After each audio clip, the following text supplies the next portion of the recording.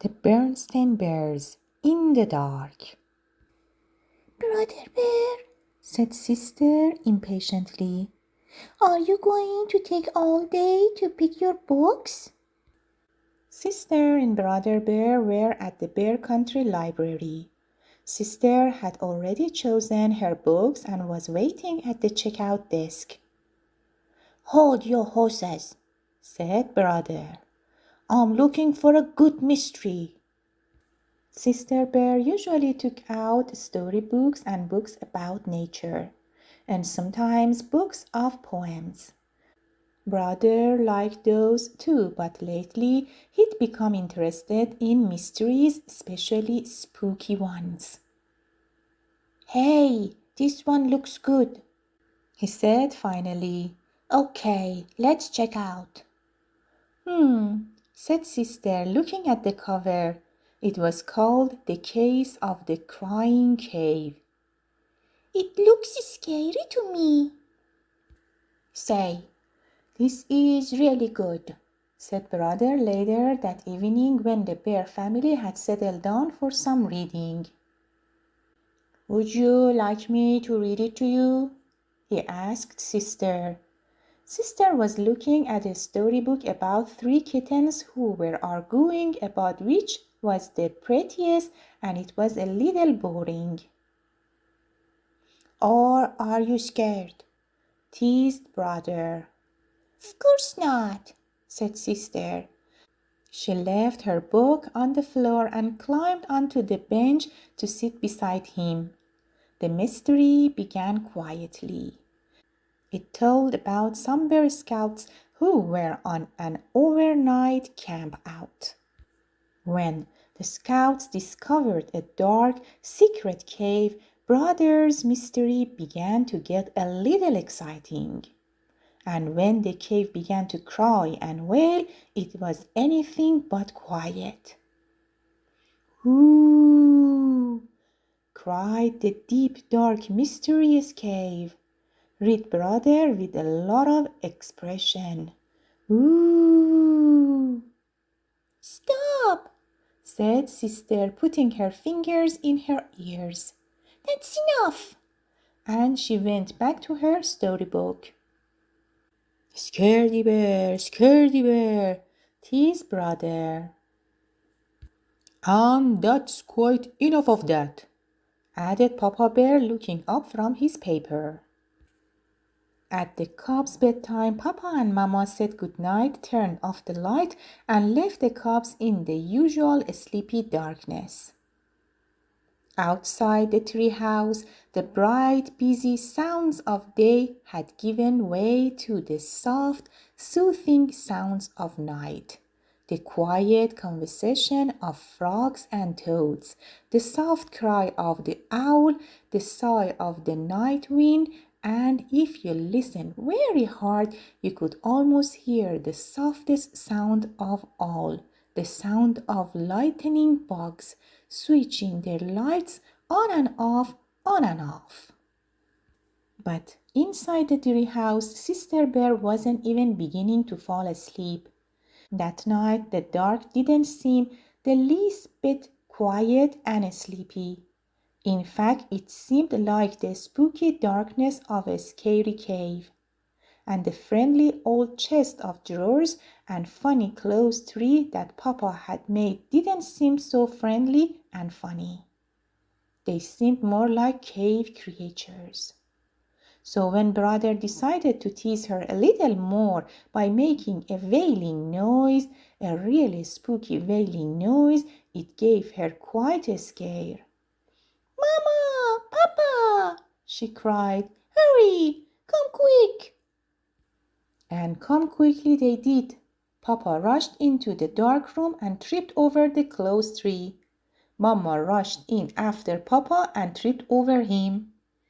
In the commotion, sister fell out of bed and landed on both of them. Then brother, who had started it all with his spooky wail, turned on the light. What a mess! Sister, still scared, was holding on to Papa. Papa was holding on to the toe he had stopped, and Mama was looking for the nightcap he had lost in the confusion. All three of them were pretty annoyed with Brother Bear. It turned out to be a very long night in the bear's tree house. Papa and Mama tried to explain that there was nothing to be afraid of in the dark, except maybe running into a closed tree and stubbing your toe. But it didn't do any good. Sister absolutely refused to go to sleep with the light off, and Brother positively insisted that he couldn't fall asleep with the light on. The next morning, the bear family was very sleepy-eyed. "Boy," said Brother, yawning, "I sure don't want to go through another night like that." "Neither do I," said Papa, "and I think I have an idea that might help." He took Sister's hand. "Come with me," he said. Where are we going? She wanted to know. "Up to the attic." The attic? But it's dark in the attic, even in the daytime. "I know," said Papa, "but there's something I want to show you. Anyway, there's nothing so special about the dark. It's just part of nature, like the light. It's your imagination that makes the dark seem spooky sometimes." What's imagination? asked Sister. "Imagination is what makes us think that chests of drawers and clothes tree are cave creatures," I wish I didn't have one, said Sister. "Don't say that," said Papa. "A lively imagination is one of the best things a cub can have. It's imagination that lets us paint pictures, make up poems, invent inventions. The trick is to take charge of your imagination and not let it take charge of you." When they got to the attic, Papa began to rummage through boxes, looking for something. Sister tried to follow Papa's advice and not let her imagination take charge. And it worked. A spooky shape turned out to be the shadow of some old tools. What looked like a giant was really some piled up furniture.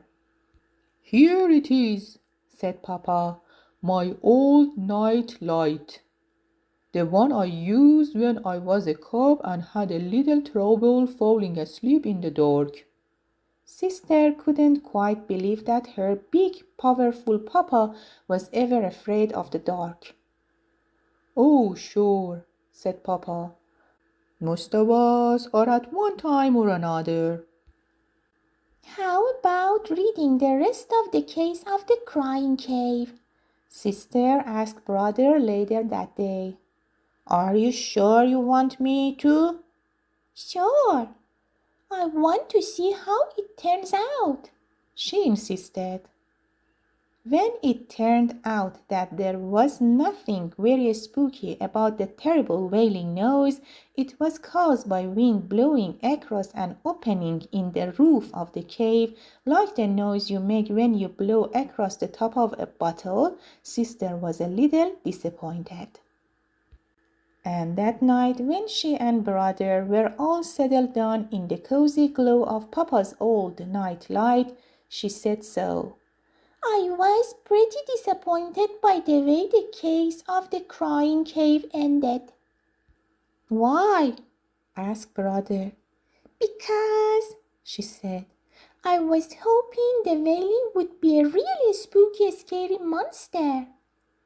And she leaned down from her bunk over Brother's and made a spooky, scary monster face at him. "Cut that out!" cried Brother.